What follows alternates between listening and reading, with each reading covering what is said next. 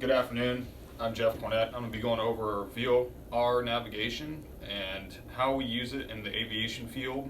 I'm going to be going over what it is, the types of VORs, how a VOR works, how to use a VOR, your intersections of use, and HIWAS.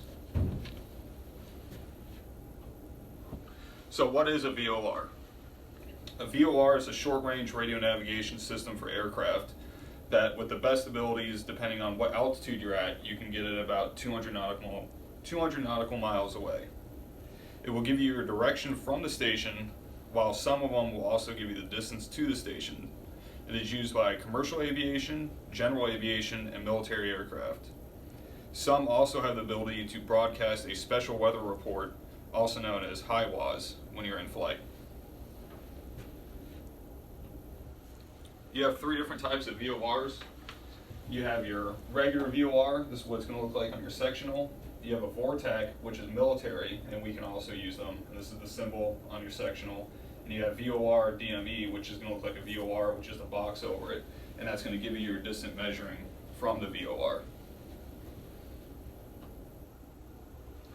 So how a VOR works, I hope this is able to show up, is you're going to reference the VOR on your sectional chart to look up the frequency, and you're going to put that number into your nav1 or nav2 box, and it's going to pick up that frequency. When it picks it up, it's going to send out an initial frequency for your airplane to pick up.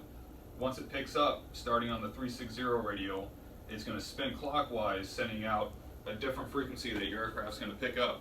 And depending on the time it takes from going 360 down to where you're at, well, this person's saying they're on the radio at 105, the aircraft's going to interpret that and tell you on your CDI which radio you're going to be on.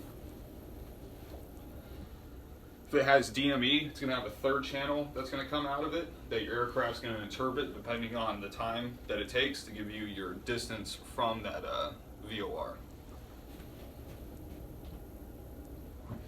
So how to use your VOR? You're going to reference your sectional, like on this one right here, you have Aberdeen VOR with DME. You get your channel number 113.0, and it has a Morse code with the dots and dashes. So you're going to tune in on nav1 or nav2 to this channel 113.0, and then you want to ident it by turning on to listen to the sound, and you want to get this exact Morse code reading of dot dash dash, 4 dots, a dot dash, and then another dot. You don't have to know Morse code, you just have to know the difference between a dot and a dash, and then just follow along, and if it mimics exactly what's on your sectional, you're tuned into the correct one. Once you're tuned in, you want to try to figure out, if you don't know where you're at, is you're going to have your CDI VOR over here, and then you're going to turn the course card on there until you get a to indication, not a from, you want a to, and that your CDI is lined up perfectly straight. That's going to tell you what direction to fly straight towards that VOR station. So on this one, since it's opposite, it has a from, it's saying that you are on the 255 radial, which will give you the 075 would be 2. So you'd find 075 on your heading indicator, turn towards it and start flying towards that VOR, and then try to keep this CDI needle straight so you're not deviating and you go straight to it. If it has DME like this one, you'll possibly have another box down here that will tell you how many miles you are away from it, and so on. If you keep flying with the to indication and you go right over this thing, it's going to switch from a to a from indication. This reading is going to go opposite, meaning you've just passed that VOR.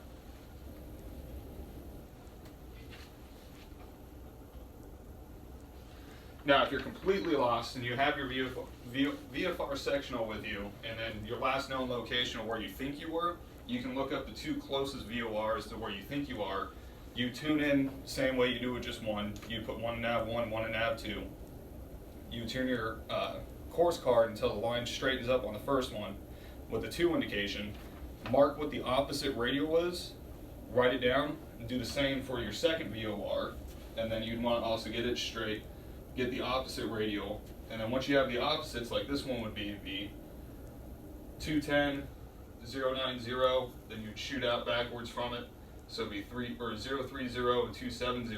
You draw lines from the VOR off those radials, just straight out, right where the lines cross, that's exactly where you are. And then you can judge from there exactly where you want to go. You can also do the same thing if you want to find an intersection on your VFR sectional. Same with the low IFR chart. Is you would tune into the VOR station that it's telling you to. Look at the radial that it says will get you to that intersection. Put that on your course card on both of them, and you want to bring those needles in so they're both straight, and then you're at that intersection. And then last is HIWAS. So HIWAS is going to give you the ability to broadcast or pick up special weather reports that are hazardous flight weather advisories. If you're flying along, which I've had a couple of times where you're not at a high enough altitude and you can't pick up flight following, or you just can't pick up anyone, and you don't have weather radar or ForeFlight with Stratus or whatnot and try to get that satellite weather reports, you can tune into these VORs that have this H on it, which will be located right there. If it has that H, you'll have another frequency, usually up on top, maybe on the bottom.